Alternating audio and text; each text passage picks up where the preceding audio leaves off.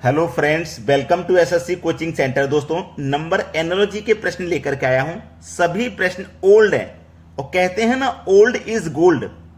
Old is gold आपने एक कहावत सुनी होगी, जो कि सबसे अच्छी कहावत है। ओल्ड यानी कि जो पुरानी चीजें हैं जिनको हम छोड़ देते हैं, लेकिन कभी भी पुरानी चीज को पुरानी चीज समझ के नहीं छोड़ना चाहिए, वो आगे तक काम आती है। ये सभी प्रश्न पुराने हैं, 2010 से पुराने प्रश्न हैं। कोई 2002, 3, 4 बस उस टाइम के क्वेश्चन लेकर के आया हूं। लेकिन अगर आज भी बच्चों से ये क्वेश्चन पूछ लिए जाए तो उनसे बनते नहीं हैं। वो कॉन्सेप्ट नहीं मालूम आपको पहले क्या पूछा जाता था, और आज जो कॉन्सेप्ट पूछा जाता है वो पहले वाले कॉन्सेप्ट पर ही आधारित होता है। इसलिए आपको पहले वाला कॉन्सेप्ट सीखना जरूरी है। अब यहां पे 122, 170, 290 है, यहां क्या आएगा? बहुत सारे बच्चे होंगे जो समझ चुके हैं लॉजिक, क्योंकि रेगुलर जो पढ़ाई करते हैं वो आप समझ चुके हैं। जो रेगुलर नहीं करते वो उनके दिमाग से बाहर है, बिल्कुल नॉलेज नहीं समझ में आएगा। क्या करना है मैं आपको बताता हूं क्या करना है। आपको मैं हमेशा बार बार एक बात कहता हूं कि आपको स्क्वायर और क्यूब याद होने चाहिए, क्योंकि यहां पे ये जो 122 है ना, ये क्या है? 11 का स्क्वायर प्लस 1, क्योंकि 11 का स्क्वायर 121 होता है, उसमें आप 1 जोड़ देंगे तो आपको 122 मिलेगा। समझ में आया? ये क्या है? 170। ये किस संख्या के स्क्वायर के पास में है? आप बोलेंगे 13 का स्क्वायर प्लस 1 है। ये 13 का स्क्वायर 169 होता है, उसमें प्लस कर देंगे 1 तो 170 हो जाएगा ये। अब ये 290 है, ये क्या है? 290 किस संख्या के स्क्वायर के पास है? यानी कि 17 का स्क्वायर प्लस 1 है। ये 17 का स्क्वायर करेंगे 289 हो जाएगा, प्लस 1 करेंगे 290 हो जाएगा। समझ में आया ना? इसीलिए मैं बार बार कहता हूं स्क्वायर और क्यूब आपको याद होने चाहिए। अब यहां पे किस संख्या का स्क्वायर प्लस 1 होगा? देखो, पहले 11 के बाद 13 का स्क्वायर हुआ, यानी कि 11 में 2 जोड़ के हुआ, तो 17 में भी 2 जोड़ के करेंगे तो इसका मतलब 19 का स्क्वायर प्लस 1 होगा। तो 19 का स्क्वायर क्या होता है? 361 होता है, और प्लस कर देंगे उसमें 1 तो ये हो जाएगा 362। किस ऑप्शन में दिया गया है भैया 362? पहले ही ऑप्शन में। ये बिल्कुल सही जवाब है। सभी को समझ में आ गया? अब देखते हैं अगला सवाल। अगला प्रश्न है 42, 56, 72 क्वेश्चन मार्क। अब ये जो 42 है ये कैसे बनेगा, या फिर 42 से 56 कैसे बनेगा? ठीक है, वो चीज यहां पे आपको समझ में आ गई तो सब कुछ समझ में आ जाएगा।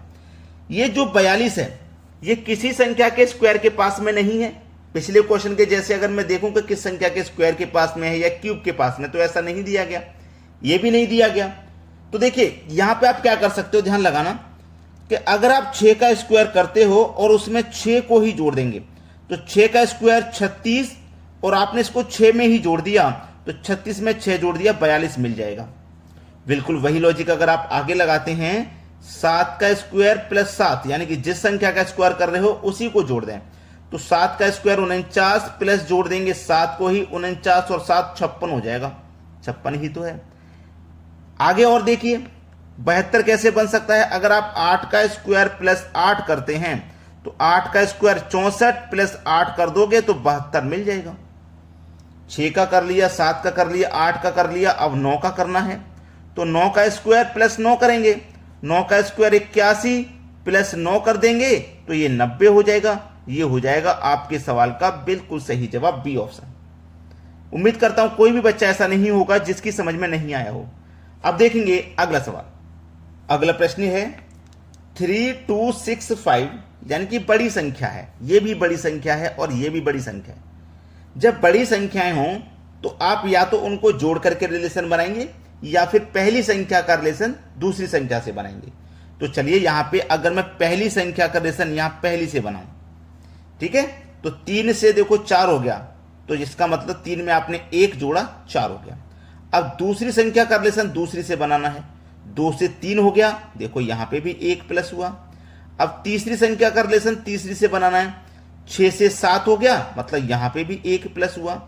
अब चौथी संख्या का रिलेशन चौथी संख्या से बनाना है, 5 से 6 हो गया, मतलब यहां पे भी 1 प्लस हुआ।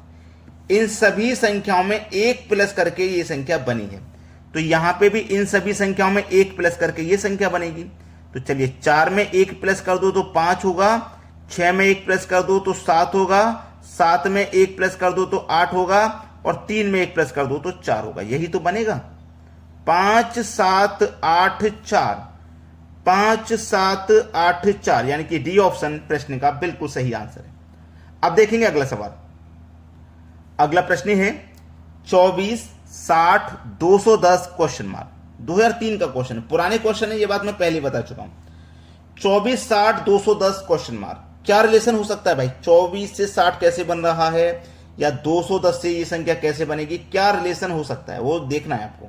चलिए यहां पे अगर मैं ये देखूं, ये जो 24 है, अगर मैं 3 का क्यूब और -3 करता हूं, क्योंकि 3 का क्यूब मैं करूंगा तो 27 होगा, और -3 ही उसमें से कर दूंगा तो 27 में से 3 जाएगा 24। एक क्वेश्चन हमने देखा था कि जिस संख्या का स्क्वायर कर रहे थे उसी को जोड़ रहे थे, अब हम जिस संख्या का क्यूब कर रहे हैं उसी को घटा भी रहे हैं। ठीक है, तो चलिए 60 है, ये कैसे बन सकता है? 4 का क्यूब -4, जिस संख्या का क्यूब कर रहे हैं उसी संख्या को माइनस भी करना है, तो 4 का क्यूब 64, माइनस कर दो 4, 60 बनेगा। इसीलिए मैं कहता हूं स्क्वायर और क्यूब आपको याद रहने चाहिए हमेशा। 210 से क्या बन सकता है? 6 का क्यूब -6, क्योंकि 6 का क्यूब होता है 216, माइनस करेंगे उसमें से 6 को ही तो 210 बन जाएगा। 3 के बाद 4 का हुआ तो 6 के बाद 7 का होगा, है ना, 6 के बाद 7 का, यानी कि 7 का क्यूब और -7, तो 7 का क्यूब होता है 343, और माइनस कर देंगे इसमें से 7 को ही तो हो जाएगा 336। ये आपके प्रश्न का यहां पर बिल्कुल सही जवाब है, सी ऑप्शन। अब देखते हैं अगला सवाल। अगला प्रश्न है 6 का रिलेशन 222 यानी कि बहुत बड़ी संख्या से है, 7 का रिलेशन किस संख्या से बनेगा? अब बड़ी संख्या से रिलेशन है तो या तो आप स्क्वायर करके बड़ी संख्या के पास पहुंचोगे, या फिर क्यूब करके पहुंचोगे, या मल्टीपल से पहुंच सकते हो। ठीक है, तो देखिए 6 से 222 पे अगर मैं देखूं स्क्वायर करके तो नहीं पहुंचूंगा, क्योंकि स्क्वायर करके तो 36 होता है, लेकिन क्यूब करके पहुंच सकता हूं।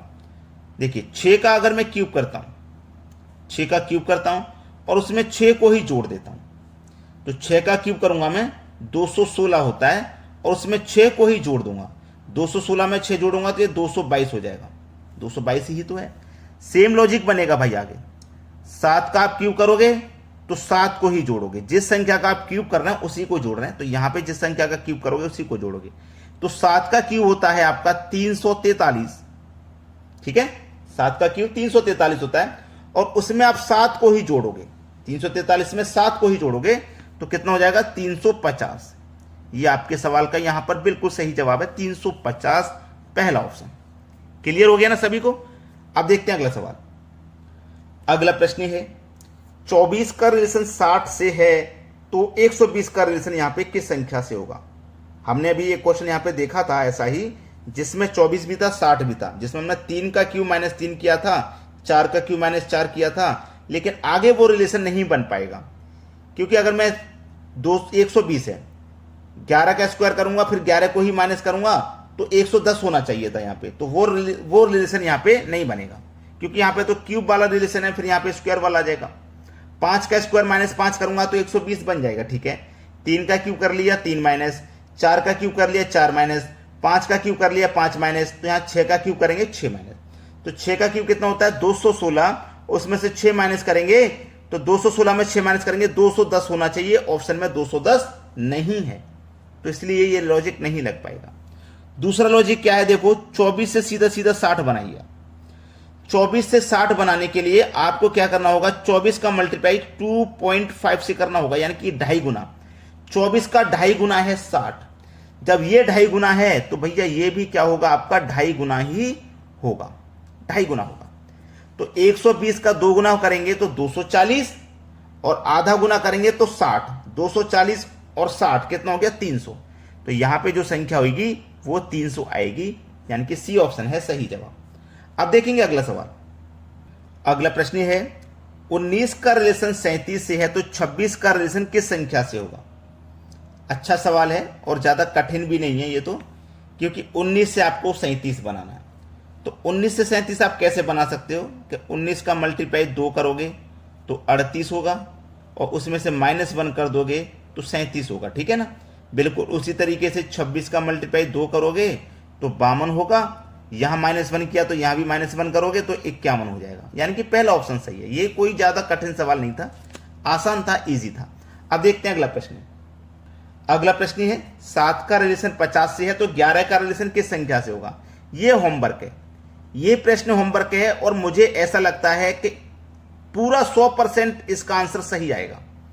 पूरा 100% बच्चे, अगर 50 बच्चों ने पूरे लास्ट तक वीडियो देखा और पूरे 50 बच्चों ने इसको सरल किया तो 50 में से 50 आंसर सही आने चाहिए, क्योंकि सरल है सवाल, इतना कठिन नहीं है। तो आपको वीडियो को क्या करना है भाइयों, लाइक करना है।